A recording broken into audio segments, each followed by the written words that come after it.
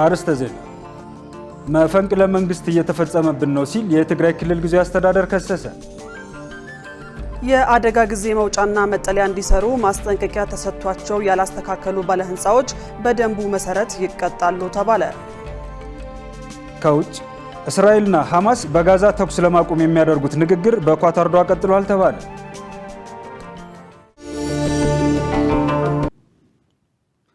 ሰላም ጤና ይስጥልን ተመልካቾቻችን፣ ከኢሳት ነጻ የህዝብ ሚዲያ የመጋቢት 4 የምሽት ዜናዎቻችን ጀምረዋል። ከዜናዎቹ ጋር ሙሉቀን ሰለሞንና እኔ መሰረት ባዩ በምልክት ቋንቋ በኩል ዳዊት ጎሴ አብረናችሁን ቆያለን። ወደ ቀዳሚው ዜና ተሻገርን። የህዝብ ተወካዮች ምክር ቤት ዛሬ ባካሄደው መደበኛ ስብሰባ የኢትዮጵያ የተመሰከረላቸው የሂሳብ ባለሙያዎች ኢንስቲትዩትን ለማቋቋም የቀረበውን ረቂቅ አዋጅ መርምሮ በሙሉ ድምፅ አጽድቋል። ረቂቅ አዋጁ የሂሳብ ባለሙያዎችን አቅም ለማጎልበት፣ የሀገርን ሀብት ለመጠበቅና የኢኮኖሚን እድገት ለማፋጠን ጠቀሜታው የጎላ እንደሚሆን ተጠቁሟል። የፕላን በጀትና ፋይናንስ ጉዳዮች ቋሚ ኮሚቴ ሰብሳቢ አቶ ደሳለኝ ወዳጅ ሪፖርትና የውሳኔ ሀሳብ ለምክር ቤቱ አቅርበዋል። በቀረበው ሪፖርትም ረቂቅ አዋጁ በኢትዮጵያ ዓለም አቀፍ የተመሰከረላቸው የሂሳብ ባለሙያዎችን ለማፍራት፣ ጥራት ያለው የፋይናንስ ስርዓትን ለመዘርጋት እንዲሁም የሀገርን ኢኮኖሚ እድገት ለማፋጠን አቅም የሚፈጥር መሆኑን አስረድተዋል። የሂሳብ ባለሙያዎችን አቅም በማሳደግ በዘርፉ እየተከሰተ ያለውን የገንዘብ ብክነት ለማስቀረትና የሕዝብንና የሀገርን ጥቅም ለማስጠበቅ የሚያስችል ረቂቅ አዋጅ መሆኑንም አስገንዝበዋል። የገንዘብ ሚኒስቴር ዴኤታ ዶክተር ኢዮብ መኮንን በበኩላቸው ረቂቅ አዋጁ ዓለም አቀፋዊና አህጉራዊ ተሞክሮችን መሰረት ያደረገ መሆኑን፣ የፋይናንስ አቅምን ለማሳደግ ኢንስቲትዩቱ ሚናው የጎላ እንደሚሆን አስረድተዋል። በኢትዮጵያ የተመሰከረላቸው ዓለም አቀፍ የሂሳብ ባለሙያዎች ቁጥር 5 ብቻ መሆናቸውም ተገልጿል። ምክር ቤቱ የኢትዮጵያ የተመሰከረላቸው የሂሳብ ባለሙያዎች ኢንስቲትዩትን ለማቋቋም የቀረበውን ረቂቅ አዋጅ በሙሉ ድምፅ አጽድቋል። የአደጋ ጊዜ መውጫና መጠለያ እንዲሰሩ ማስጠንቀቂያ ተሰጥቷቸው ያላስተካከሉ ባለህንፃዎች በደንቡ መሰረት ይቀጣሉ ተባለ። በአዲስ አበባ ከተማ ከዚህ በኋላ አዲስ የሚገነቡ ህንፃዎች የአደጋ ጊዜ መውጫና መጠለያ በህንፃው ንድፍ ውስጥ ካልተካተተ የግንባታ ፈቃድ እንደማያገኙ ተገልጿል። መሳይ ገዛኝ ተጨማሪ አላት።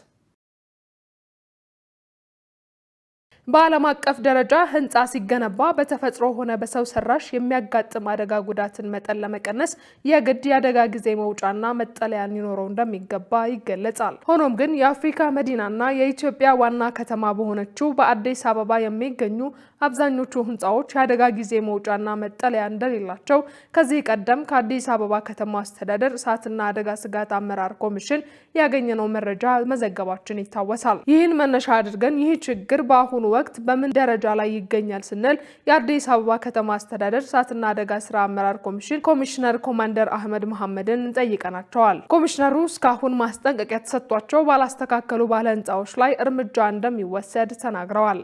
እርምጃ የተወሰደባቸው ተቋማቶች አሉ፣ ያስተካከሉም አሉ፣ እያስተካከሉ ያሉም አሉ፣ ገና ያላስተካከሉም አሉ ማለት ነው። ስለዚህ ያስተካከሉትን አፕሪሺየት እያደረግ ያላስተካከሉትን ግን ሰፊ የሆነ አግሬሲቭ የሆነ በከተማ ደረጃ እርምጃ እንወስዳለን ነው። ይሄ በእኛ ተቋም ብቻም የማይፈጸም ከሆነ ሌላ ሊያግዘን የሚችል ኃይል ጋር በመቀናጀት ይሄን እርምጃ እንወስዳለን የሚል ሰፊ ግንዛቤ እየተፈጠረ ነው ያለ ነው። አሁን ቀጣይ የሚሆነው ህጉን ነው ኢምፕሊመንት የምናደርገው።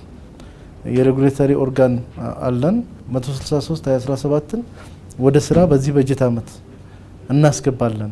ኮማንደሩም ከዚህ በኋላ የህንፃ ግንባታ ማሟላት የሚገባውን ነገሮች ካላሟሉ የግንባታ ፍቃድ እንደማያገኙ ገልጸዋል። ይሄ ከቅንጅት ጋር የሚሰራ ስራ ነው። ግንባታ ፈቃድ ጋር ገንቢዎች ጋር ቀድመን የምንሰራው ስራ ነው የሚሆነው። ባለቤቱ ጋር ብቻ ሳይሆን ግንባታ ፈቃድ በሚሰጥበት ጊዜ ይሄ ህንፃ ኦል ሴፍቲ ያሟላል፣ መውጫ አለው ወይ፣ ፓርኪንግ አለው ወይ፣ ሌሎች ነገሮችን በሙሉ የሚያሟላ መሆኑን እነሱ ቼክ ማድረግ መቻል አለባቸው። እኛም ጋር መተማመን መቻል አለባቸው ማለት ነው። ይህንን አልፎ ኢንቴንሽናል የሚሰራ ከሆነ ከፕላን ውጭ ነው የሚሰራው፣ ሌላ እርምጃም ነው የሚወሰድበት ማለት ነው። እና የባለድርሻ አካላት የምንላቸው የመንግስት ተቋማቶች ራሱ ከኛ ጋር ተቀናይተው መስራት እንዳለበት ህጉም ይፈቅዳል። ቅንጅታችንም በዛ ልክ ነው፣ ተፈራርመናል። ከዚህ በኋላ ያሉ ነገሮች በሙሉ በዛ እየተዳሰሱ ነው የሚሄዱት ማለት ነው። እሱ ብቻ ሳይሆን እስካሁን የተገነቡትንም በተቻለ መጠን ወደዛ ሴፍቲ እንዳሟሉ ነው የምናደርገውና ይሄ ግልጽ ነው። ከዚህ በኋላ የሚሰጡ ግንባታ ፈቃዶች እነዚህን የሴፍቲ ሩልስ የማያሟሉ ከሆነ ፈቃዱ እንዲከለከል እኛም ይህንን እውቅና እያገኘን የምንሄድበትን አሰራር እየዘረጋን ያለ ነው ማለት ነው። በህግ መሰረት በማይመሩና ደንቡን በማይተገብሩ ላይ ከፍተኛ ቅጣት እንደሚጣል ተመልክቷል። መፈንቅለ መንግስት እየተፈጸመብን ነው ሲል የትግራይ ክልል ጊዜያዊ አስተዳደር ከሰሰ። በተያያዘም በክልሉ ህገወጥ የወርቅ ንግድና የሰዎች ዝውውር አሳሳቢ ደረጃ ላይ መድረሱ ተገልጿል። የትግራይ ክልል ጊዜያዊ አስተዳደር ፕሬዝዳንት አቶ ጌታቸው ረዳ ለመገናኛ ብዙሃን በሰጡት መግለጫ የትግራይ ህዝብ ባሳለፍነው ጦርነት በቂ መስዋዕትነት ከፍሏል፣ በአሁኑ ወቅት ክልሉ ሰላም ናፋቂ ነው ብለዋል። ገነት ዘዘው ጉዳዩን አስመልክቶ ተጨማሪ አላት።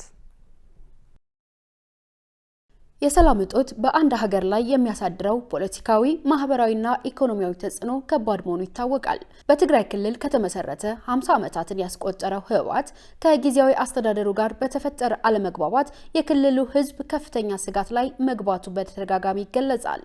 ይህ አለመግባባት ተባብሶም በአሁኑ ወቅት በክልሉ ህዝብ ዘንድ ያለመረጋጋትና ጊዜያዊ አስተዳደሩም ስጋት ላይ መውደቁ በግልጽ ይታያል። ከሰሞኑም የሁለቱ ወገኖች ንትርክ መልኩን ቀይሮ ተገኝቷል።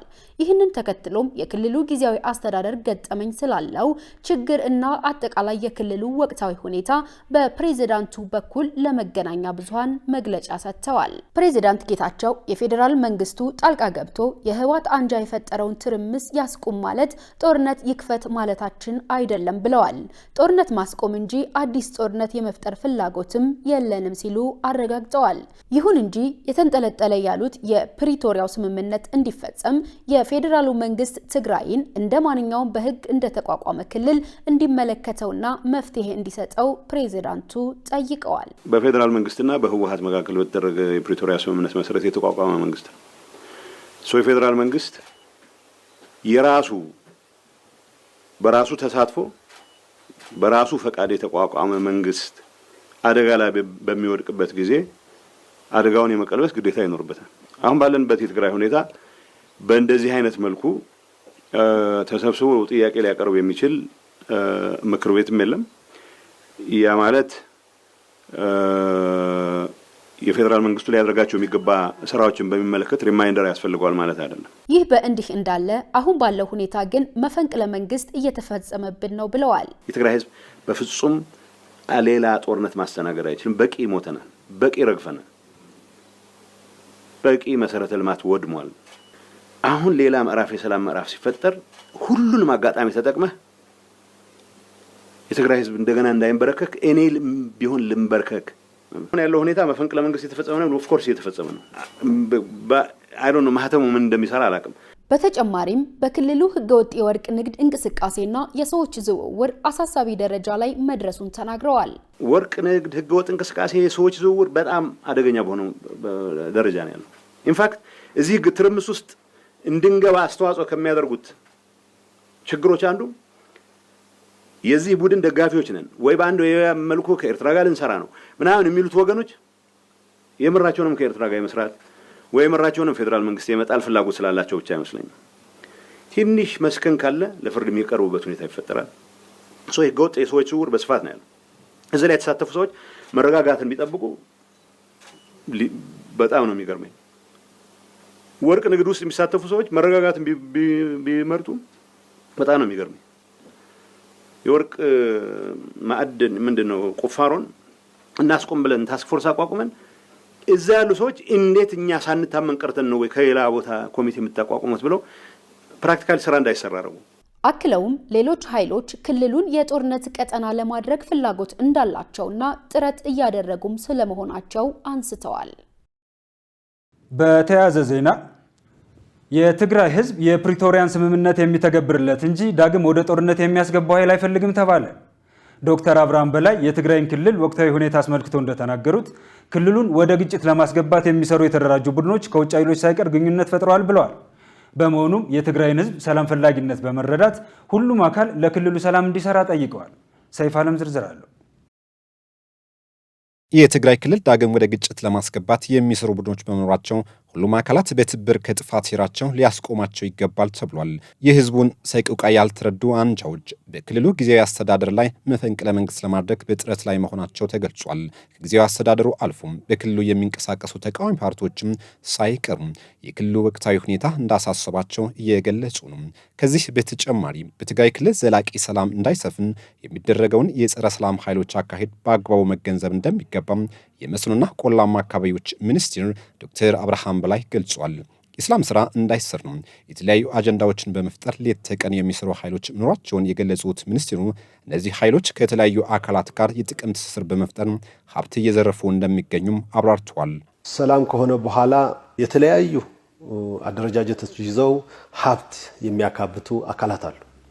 ከሌላ አካል ጋር እየተሳሰሩ ሀብት እየዘረፉ ወይ ወደ ግጭት መግባት ካልሆነ ግን ተወጥሮ ተመልሰው አሁንም ሌላ ግጭት ለመፍጠር ለይተቀን የሚሰሩ መንግስትን ለማፍረስ በከፍተኛ እንቅስቃሴ ላይ የሚገኙ አካላት አሉበት። በተደራጀ መልኩ የመንግስትን አቋሞች የመንግስትን ስራዎች እንዳይሰሩ የሚያደርጉ አካላት በስፋት እየታዩ የትግራይ ህዝብ የሚፈልገውን የፕሪቶሪያ ስምምነት ተግባራዊ የሚያደርግለት እንጂ ዳግም ግጭት በመቀስቀስ ወደ ጦርነት የሚያስገባው ኃይል አይደለም ብሏል። ህዝባችን ከጉዳት ያልወጣና በከፍተኛ ሀዘን ውስጥ የሚገኝ ነው ያሉት ሚኒስትሩ የህዝብ ፍላጎት ከደረሰበት ጉዳት መውጣት መሆኑን አጽንኦት ሰጥቷል። በፕሪቶሪያ ስምምነት መሰረት ያልተቋጩ ጉዳዮችን የሚቋጭለት አካል ነው የሚፈልገው።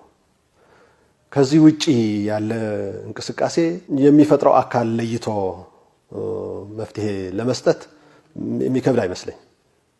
ችግር ሊፈጥሩ ይችሉ ይሆናል፣ መጥፎ ነገር ሊያመጡ ይችሉ ይሆናል። ህዝቡ እስካልተቀበለው ድረስ፣ ወጣቱ ከነሱ ጋር እስካልሆነ ድረስ፣ የጸጥታ አካሉ ይህንን አልቀበልም እስካለ ድረስ ብቻቸውን ተንጠልጥለው የሚያመጡት ለውጥ አይኖርም።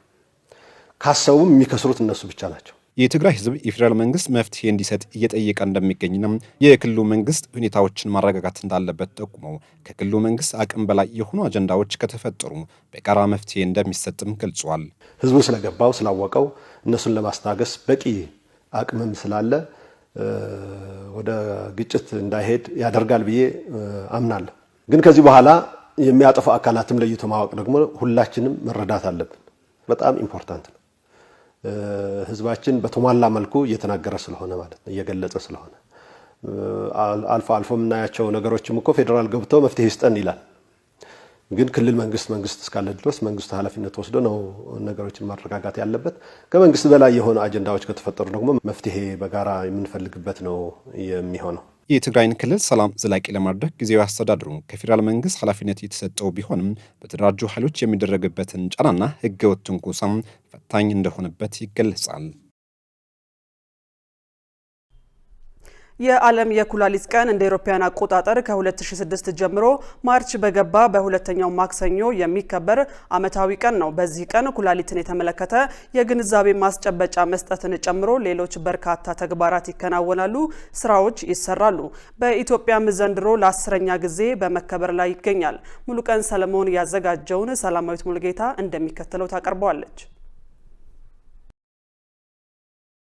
በደም ውስጥ ያለን ቆሻሻ እያጣራ በሽንት መልክ የሚያስወጣው ኩላሊት በጣም አስፈላጊ ከሆኑ የሰውነት ክፍሎች አንዱ ነው። በመሆኑም የኩላሊት ትንሽ ጉዳት ብዙ የጤና ቀውስ ሊያስከትል ይችላል። ይሁን እንጂ ከሰው ልጅ አኗኗር ባህል መቀየር ጋር ተያይዞ በመላው ዓለም በተለይ ከሰሃራ በታች ባሉ የአፍሪካ ሀገራት የኩላሊት ህመም በከፍተኛ ፍጥነት እየጨመረ እንደሚገኝ ባለሙያዎች እየገለጹ ነው። ይህንን የኩላሊት ህመም መስፋፋት ለመከላከልና ለመቀነስ በዓለም አቀፍ ደረጃ የተለያዩ ስራዎች ይከናወናሉ። ከነዚህ መካከል የዓለም የኩላሊት ቀን አንዱ ነው። የዓለም የኩላሊት ቀን እንደ አውሮፓውያን አቆጣጠር ከ2006 ጀምሮ ማርች ወር በገባ በሁለተኛው ማክሰኞ የሚከበር ዓመታዊ ቀን ሲሆን በኢትዮጵያ ዘንድሮ ዛሬ መጋቢት 4 ለ10ኛ ጊዜ በመከበር ላይ ይገኛል። በዚህ ቀን ኩላሊትን የተመለከቱ የግንዛቤ ማስጨበጫ ስራዎችን ጨምሮ ሌሎች በርካታ ስራዎች ይሰራሉ። ቀኑን በማስመልከት በጥቁር አንበሳ ስፔሻላይዝድ ሆስፒታል ውይይት መድረክ ያዘጋጁት የተስፋ የኩላሊት ታካሚዎች ማህበር መስራችና ፕሬዝዳንት አቶ መስፍን አስረስ ሰዎች የቅድመ ምርመራ በነጻ እንዲያገኙ ለማድረግ ስራዎች እየተሰሩ መሆናቸው ይናገራሉ። እንግዲህ ዋናው ነጥቡ ኩላሊት ቀን ስንል ኩላሊትን ስናከብር እኛ ህመምተኞች ወደኛ ማንም ሰው እንዳይመጣ የቅድመ ምርመራ በነፃ እያደረገን እንገኛለን። ሁለተኛው ደግሞ ሰው ይሄንን ልምድ አድርጎ ምርመራ እንዲያደርግ ቢያንስ በ6 ወር ካልሆነ ደግሞ በ1 ዓመት ራሱን ጤናውን እንዲጠብቅ ነው ዋናው ነው። ኢሳት ነጻ የህዝብ ሚዲያ የኩላሊት ህመም መንስኤዎችና ምልክቶች ምንድናቸው ሲል በቅዱስ ጳውሎስ ሆስፒታል የኩላሊት ስፔሻሊስት የሆኑት ዶክተር ሊያ መሐመድን አነጋግሯል። ዶክተር ሊያ የኩላሊት በሽታ ስር በሰደደና ድንገተኛ በሆኑ ምክንያቶች ሊከሰት ይችላል ይላሉ። አሁን ስር የሰደደ የኩላሊት በሽታ ዋና መንስኤዎቹ የስኳር በሽታ፣ ግፊት፣ ከመጠን ያለፈ ክብደት፣ የፋሚሊ ሂስትሪ በቤተሰብ ውስጥ ደግሞ የኩላሊት በሽታ ካለ አንዱ ሪስክ ፋክተር ነው። ይሄ ድንገተኛ የሚመጣው ኩላሊት በሽታ ደግሞ እሱ የተለያዩ ነገሮች ከዚህ ይለያሉ። ለምሳሌ እጅግ በጣም ብዙ መፍሰስ፣ በተቅማጥ፣ በትውከት በጣም ብዙ ፈሳሽ ከሰውነታችን ሲወጣ፣ ወባ፣ በእርግዝና የሚመጡ ችግሮች ደም መድማት ሊሆን ይችላል። በእርግዝና የሚመጣ ግፊት ሊሆን ይችላል። የተለያዩ በሽታዎች ኢንፌክሽን ሲኖር ኩላሊቷ አፌክትድ ሆና እነዚህ ነገሮች ከታከሙ ኩላሊቷ መልሳ ስራዋን ልትሰራ ትችላለች። ግን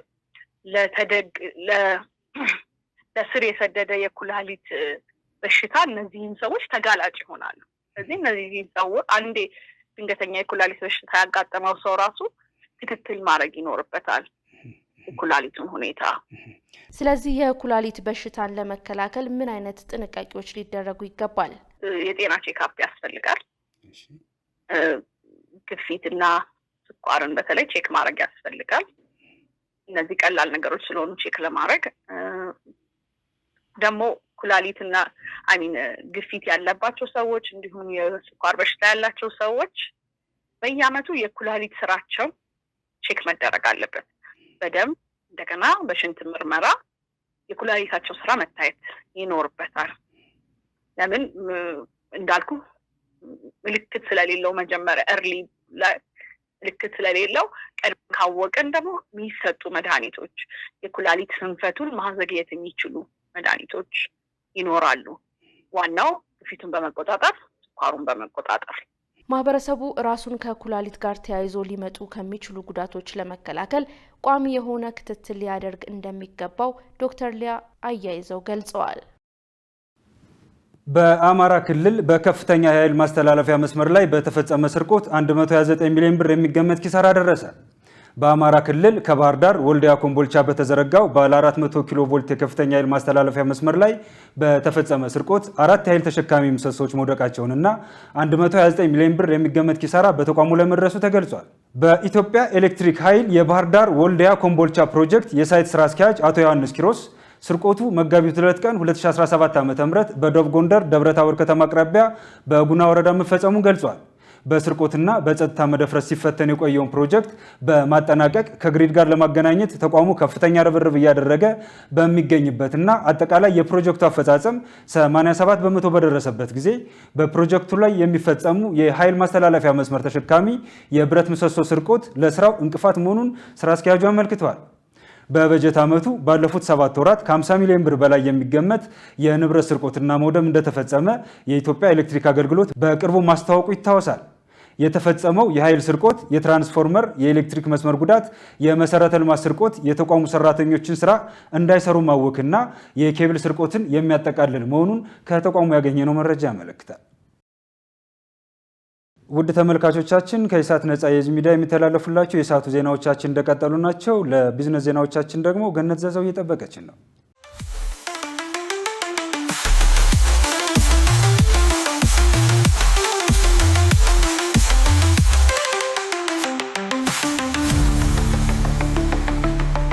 የተከበራችሁ ተመልካቾቻችን ለዕለቱ ያዝናቸውን የቢዝነስ መረጃዎችን ወደ እናንተ እናቀርባለን። ከዘገባዎቹ ጋር ገነት ዘዘው ነኝ። አብራችሁን ቆዩ።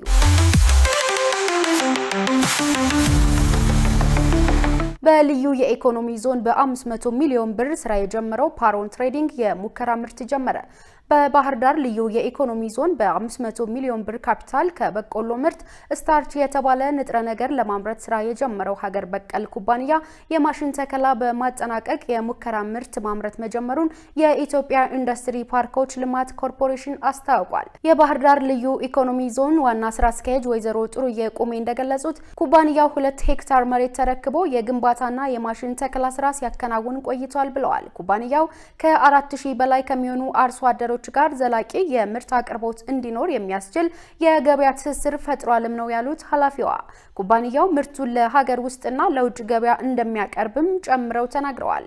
ኩባንያው አሁን ላይ ለ300 የአካባቢው ወጣቶች ዘላቂ የስራ ዕድል የፈጠረ ሲሆን በሙሉ አቅሙ ወደ ስራ ሲገባ ከ1000 በላይ የሚሆኑ ዜጎችን ተጠቃሚ እንደሚያደርግ መግለጻቸውን ኢዜአ ዘግቧል። ኢትዮጵያና እስራኤል የኢኮኖሚ ትስስራቸውን ለማጠናከር ከስምምነት ላይ ደረሱ። የውጭ ጉዳይ ሚኒስትር ዶክተር ጌዲዮን ጢሞቴዎስ ከእስራኤል የኢኮኖሚና ኢንዱስትሪ ሚኒስትር ኒር ባርካት ጋር ተወያይተዋል። ውይይቱ በሁለቱ ሀገራት የኢኮኖሚ የንግድና የኢንቨስትመንት ትብብር ላይ ያተኮረ መሆኑን የውጭ ጉዳይ ሚኒስቴር መረጃ ያመለክታል። ሁለቱ ሚኒስትሮች የሀገራቱን የኢኮኖሚ ትስስር ለማጠናከርና በሁለቱ ሀገራት የንግድ ማህበረሰብ መካከል የጋራ ተጠቃሚነትን መሰረት ያደረገ አጋርነትን ለመፍጠር ቁርጠኛ መሆናቸውን አመልክተዋል። የሁለትዮሽ ውይይት ኢትዮጵያ እየተገበረች የሚገኘው የኢኮኖሚ ሪፎርሞችን እና ቁልፍ የኢንቨስትመንት እድሎችን በግልጽ ያመለከተችበት እንደሆነም ጭምር ተገልጿል። ኢትዮጵያ ኢኖቬሽን መር በሆኑ የግብርና፣ የቴክኖሎጂ፣ የውሃ አስተዳደር፣ የታዳሽ ኃይልና ማኑፋክቸሪንግ ዘርፍ አቅም እንዳላት በውይይቱ ወቅት ተነስቷል። ሚኒስትሩ የሀገር በቀል የኢኮኖሚ ሪፎርም የኢትዮጵያን የልማት አቅጣጫ ከአንድ ዘርፍ ጥገኝነት ወደ ባለ ብዝሃ የእድገት ምሰሶች ያሸጋገረ ማዕቀፍ መሆኑን አመልክተዋል። ሚኒስትር ኒር ባርካት እስራኤል በተወዳዳሪ የኢኮኖሚ ዘርፎች ስኬታማ ተምሳሌት የሆነች ሀገር ናት ብለዋል። እስራኤል በቴክኖሎጂ የበለጸጉ ኢንዱስትሪዎች፣ በሳይንስ፣ በጤና ክብካቤና ዘመናዊ የማኑፋክቸሪንግ ዘርፍን ጨምሮ በሌሎች ቁልፍ መስኮች ያላትን እድገት በማሳያነት ጠቅሰዋል። የእስራኤል የንግድ ተቋማት ለኢትዮጵያ ኢኮኖሚ ልማት አስተዋጽኦ የሚያደርጉበት አቅም እንዳላቸውም አንስተዋል። ሁለቱ ወገኖች የኢኮኖሚ ትስስራቸውን ይበልጥ የሚያጠናክር የአሰራር ማዕቀፍ ለመዘርጋት የቢዝነስ ትስስራቸውን ለማጠናከርና አዳዲስ የትብብር መስክ ለመቃኘት ከስምምነት ላይ ደርሰዋል ሲል ኢዜአ ዘግቧል። አስገዳጅ ደረጃ ያላሟሉና የጥራት ማረጋገጫ የሌላቸው 5 የገበታ ጨው ምርቶች ህብረተሰቡ እንዳይጠቀማቸው ሲል የኢትዮጵያ የምግብና መድኃኒት ባለስልጣን አሳሰበ። ባለስልጣኑ በቅርቡ በገበያ ላይ ባደረገው ቁጥጥር እነዚህ 5 የተለያዩ የገበታ ጨው ምርቶች የብሔራዊ የደረጃ ምልክት የመጠቀም ፈቃድ ሳያገኙ ምልክቱን ለጥፈው ገበያ ላይ ውለው መገኘታቸውን ገልጸዋል። መሰረት ባዩ ያዘጋጀችውን ሰላማዊት ሙልጌታ ታቀርበዋለች። የኢትዮጵያ ምግብና መድኃኒት ባለስልጣን በገበያ ላይ ባደረገው ቁጥጥር የምርት ጥራት ደረጃ የማያሟሉ የጨው ምርቶች ማግኘቱን አስታውቋል። ምርቶቹ ከሚመለከተው አካል የብቃት ማረጋገጫ ያልወሰዱ፣ አስገዳጅ ደረጃ ያላሟሉ፣ የጥራት ማረጋገጫ ፍቃድ የሌላቸው የገበታ ጨው ምርቶች ናቸው ሲሉ በኢትዮጵያ ምግብና መድኃኒት ባለስልጣን በምግብ ኢንስፔክሽንና ሕግ ማስፈጸሚያ መሪ ስራ አስፈጻሚ ስር የእንስሳት ተዋጽኦና አልሚ ምግብ ዴስክ ኃላፊ መሐመድ ሁሴን ተናግረዋል። እነዚህ የገበታ ጨው ምርቶችም ሊኑ የገበታ ጨው፣ ታሪክ የገበታ ጨው፣ ሳልት ባይ፣ ሺማ አዮዳይዝድ ጨውና ጂኤም አዮዳይዝድ ጨው መሆናቸው ባለስልጣኑ ገልጿል። በመሆኑም ምርቶቹ የጥራት ደረጃ ያላሟሉ በመሆናቸው ህብረተሰቡ እንዳይጠቀማቸው ሲሉ አሳስበዋል። ብዛት ቁጥጥር አድርጌ ነው ካገኘናቸው ጋፕ ካለባቸው ምግቦች ውስጥ አንዱ እነዚህ ምርቶች ናቸው ማለት ነው። አንዱ በውሸት ያልተሰጣቸውን ደረጃ ለጥፎ የተገኙ ይሄንን ደግሞ ውሸት አላማውን በተለያዩ አሰራር ስርዓት ያረጋገጥንበትን ደረጃ የሚሰጡ የኢትዮጵያን ኮንፎርሚቲ አሰስመንትን በለስ ፉድ አግሮ ኢንዱስትሪ ፒኤልሲም በጠየቅነው መረጃ እነዚህ ምርቶችም ደረጃ በእነሱ በኩልም ደረጃ እንዳልተሰጣቸው የውሸት ደረጃ ለጥፎ አግኝተናል በማለት ለጥፎ የወጡ። ሁለተኛ አስገዳይ ደረጃ ጨው አዮዳይዝድ መሆን አለበት። አዮዳይዝድ ሲሆን ደግሞ ለአዮዲን የተቀመጠውን መስፈርት ወይም ሪኳየርመንት እዛ ላይ አሟልቶ አስቀምጦ ማውጣት አለባቸው። ምን አይነት አዮዲን መጠን እንደያዘ የሌለው የምርት አይነቶችም ስለሆኑ በዚህ ሁኔታዎች ትክክለኛ የአሰራር የህግ ስርዓትንም የፉድ ሴፍቲ ኳሊቲ እና ጥራትን የሚጠብቁ ሁኔታዎችን ይዞ ስላልተገኙ እነዚህ ምርቶች ህብረተሰቡ እንዳይጠቀም ለምን እነዚህ ምርቶች ግማሾቹ ተደብቀው በጓሮ ውስጥ የሚመረቱ ስለሆኑ፣ ሁለተኛ በእኛ በኩልም ምንም አይነት ብቃት መረጋገጫ ያልሰጣናቸው በሌላ በአዲስ አበባ ኢቭን በአዲስ አበባና በክልሎችም ብቃት መረጋገጫ ያልተሰጣቸው የምግብ ምርቶች በመሆናቸው ነው። ባለስልጣኑ በጨው ማምረት ስራ ላይ የተሰማሩትን ፋብሪካዎች ጨምሮ በገበያ ላይ ከሚገኙ የተለያዩ ምርቶች ናሙና በመውሰድ የጥራት ደረጃቸውን የማጣራት ስራ ተሰርቷል ብለዋል። በዚህ ሂደትም እነዚህ የገበታ ጨው ምርቶች የጥራት ደረጃዎችን ያላሟሉ መሆናቸውን ገልጸው በሌሎች ምርቶች ላይም የጥራት ምርመራ ለማከናወን የመረጃ ማጣራት ስራ እየተከናወነ እንደሚገኝና ውጤቱም በቅርቡ ይፋ እንደሚደረግ ገልጸዋል። ሶስት ነገር ነው የሰራ ነው በቅርቡ። አንደኛ ከፋብሪካ ደረጃ ጨው የሚያመርቱትን የምግብ ምርቶችን ኢንስፔክሽን በማድረግ ኦዲት በማድረግ ናሙና በማውሰድ፣ ሁለተኛ በገበያ ላይ የተሰራጩትን የምግብ ምርቶችንም እንደዛም ከነሱ ናሙና በማውሰድና የማርኬት ሰርቬይ ጭምር የማድረግ ስራ ነው የሰራ ነው። ከዛ ውስጥ ከሰራናቸው ውስጥ ሌሎች ምርቶችም ወደ በኋላ ይወጣሉ። በኋላ የምናወጣቸው አሁን የመረጃ የማጣራት ስራዎች ላይ ያለነው ምርቶች አሉ። እነዚህ ምርቶች ግን አስገዳጅ ደረጃ ውሸት መሆናቸው ወይንም ትክክለኛ ሳያገኙ የለጠፉ ማን እንዳመረታቸው የማይታወቁ ድርጅት የምግብ ብራንዶች በመሆናቸው ነው። ሌሎችም እንደዛ አይነቶች ያሉ ምርቶች ስላሉ እነሱን የመረጃ ክሊርሊ የማጣራት ነገሮች ስለሚቀረን ነው። እነዚህ ምርቶች እርምጃ የመስጠንቀቂያ ምናምን ለመስጠት የሚያስችሉ ግራውንድ ያላቸው ስላልሆኑ ማን እንዳመረታቸው ምርቶችም እንደሆኑ ስለማይታወቁ ነው ቀድሜን ያወጣናቸው። የኢትዮጵያ ምግብና መድኃኒት ባለስልጣን እነዚህ የተጠቀሱትን የገበታ ጨው ምርቶች ህብረተሰቡ እንዳይጠቀማቸው አሳስቧል። የተከበራችሁ ተመልካቾቻችን አሁን ደግሞ የዕለቱን የውጭ ምንዛሬ ዋጋና የብሔራዊ ባንክ የወርቅ መረጃ ተከታትለን እንመለስ።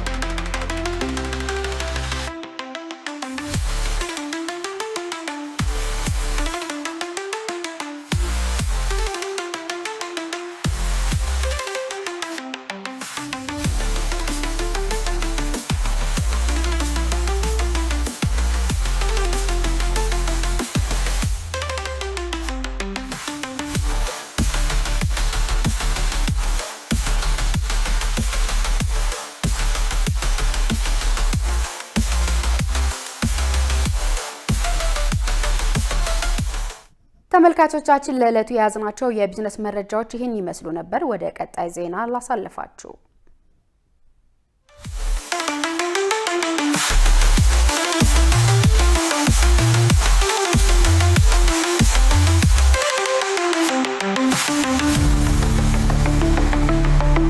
የውጭ ዜና እስራኤልና ሐማስ በጋዛ ተኩስ ለማቆም የሚያደርጉት ንግግር በኳታር ዶሃ ቀጥሏል። በሌላ በኩል ዶናልድ ትራምፕ ቀደም ሲል ጋዛን እንቆጣጠራለን በሚል የሰጡትን አስተያየት በመቀየር ማንም ፍልስጤማውያንን ከጋዛ አያባርርም ያሉ ሲሆን ሐማስም የትራምፕን አስተያየት በደስታ እንደሚቀበለው ገልጿል። ሸሪፍ ኢማም በጉዳዩ ላይ ተጨማሪ አለው። እስራኤል ወደ ጋዛ የሰብአዊ እርዳታ እንዳይገባ ከከለከለች 12 ቀን ሆኗል። በዚህም ምግብ የለም፣ ነዳጅ የለም፣ መድኃኒት የለም። በአደራዳሪዎች የሚደረገው የእስራኤል ሐማስ ንግግር በካታር ዋና ከተማ ዶሃ እየተካሄደ ነው። 5 የአረብ ሀገራት በግብፅ መሪነት ያዘጋጁት ጋዛን መልሶ የመገንባት እቅድ ለአሜሪካ የመካከለኛው ምስራቅ ልዩ መልእክተኛ ስቲቭ ዊትኮፍ ዶሃ ላይ ቀርቧል። ሐማስ የአሜሪካው ፕሬዝደንት ዶናልድ ትራምፕ ቀደም ሲል ፍልስጤማውያንን በኃይል ከጋዛ ለማስወጣት ያቀረቡትን እቅድ መለወጣቸውን በደስታ ተቀብሎታል። ትራምፕ ከ2 ሚሊዮን በላይ ፍልስጤማውያንን ከጋዛ በዘላቂነት ለማፈናቀል ያቀረቡትን እቅድ መቀልበሳቸውን የሐማስ ቃል አቀባይ ሐዚም ቃሲም በደስታ ተቀብለውታል። ትራምፕ ረቡዕ ዕለት በዋይት ሃውስ ከአየርላንዱ ጠቅላይ ሚኒስትር ሚሼል ማርቲን ጋር ውይይት ካደረጉ በኋላ ለጋዜጠኞች በቀረበላቸው ጥያቄ በሰጡት ማብራሪያ ማንም ፍልስጤማውያንን ከጋዛ አያባርርም ብለዋል።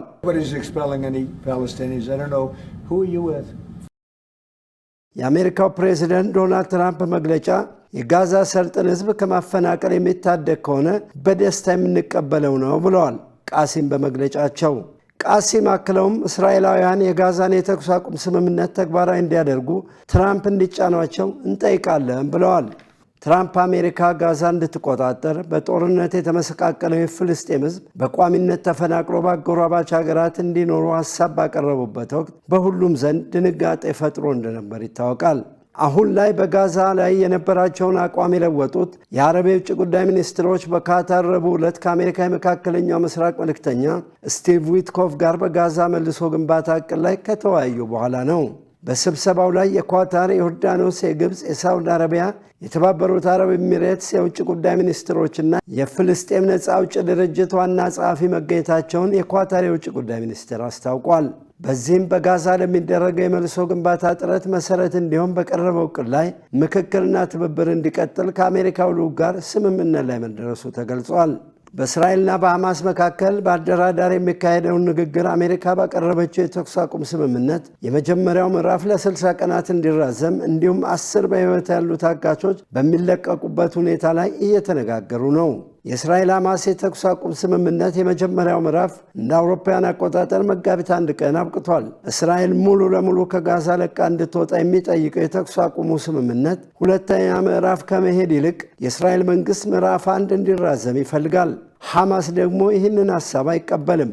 እስራኤል ወደ ጋዛ የሰብአዊ እርዳታ እንዳይገባ አግዳለች፣ የኤሌክትሪክ ኃይል አቋርጣለች። ምክንያቱ ደግሞ ሐማስ ስምምነቱ እንዲቀበል ጫና ለመፍጠር ነው ተብሏል። እርምጃ የዓለም አቀፍ ሕግ የጣሰ ነው ሲሉ የመብት ተሟጋቾች ገልጸውታል። ዜናውን ስናጠናቅር አልጀዚራና ሮይተርስን በመረጃ ምንጭነት ተጠቅመናል። የፓኪስታን ጦር በባቡር ሲጓዙ በታጣቂዎች የታገቱትን ከ300 በላይ ሰዎች አስለቀቀ። ጦሩ በባሎቺስታን ግዛት በታጣቂዎች በታገቱ የመንገደኞች ባቡር ውስጥ የነበሩትን ሰዎች ለማስለቀቅ 30 ሰዓት የፈጀ ልዩ ዘመቻ አካሂዷል። በመቶዎች የሚቆጠሩ ወታደሮችና ሄሊኮፕተሮች በተሳተፉበት ዘመቻ 33 የባሎቺ ነጻ አውጪ ግንባር ታጣቂዎች መገደላቸውን የፓኪስታን ጦር አቀባይ ተናግረዋል። ታጣቂዎቹ ባቡሩን እንዳገቱ በከፈቱት ተኩስ 21 ንጹሃን መንገደኞችና 4 ወታደሮች መገደላቸውም ተገልጿል። 440 ሰዎችን አሳፍሮ ሲጓዝ ከነበረው ባቡር ውስጥ በፓኪስታን ጦር ልዩ ዘመቻ ከ300 በላይ ነጻ መውጣታቸው የተነገረ ሲሆን ተኩስ ሲከፈት እግሬ አውጭኝ ብለው የሮጡ መንገደኞችን የማፈላለጉ ጥረት ቀጥሏል። የባቡሩ እገታ የተፈጸመበት አካባቢ ስልክም ሆነ ኢንተርኔት የሌለበት መሆኑም የጸጥታ አካላት በፍጥነት እንዳይደርሱላቸው ማድረጉ ተገልጿል። ታጣቂዎቹ ቁጥራቸው በውል ያልታወቀ መንገደኞችን አግተው መውሰዳቸውንና የባሎቺ የፖለቲከኞች እስረኞች በ48 ሰዓት ውስጥ ካልተለቀቁ ታጋቾቹን እንደሚገሉ ማስጠንቀቃቸውን ከአላይን ያገኘነው መረጃ ያመለክታል። ውድ ተመልካቾቻችን ከኢሳት ነጻ የህዝብ ሚዲያ ለሰዓቱ ያዝናቸው ዜናዎች በዚሁ ተጠናቀዋል። ከዜናዎቹ ጋር መሰረት ባዩና እኔ ሙሉቀን ሰለሞን በምልክት ቋንቋው ዳዊት ጎሳ አብረናችሁ ቆየን። መልካም ጊዜ ከኢሳት ጋር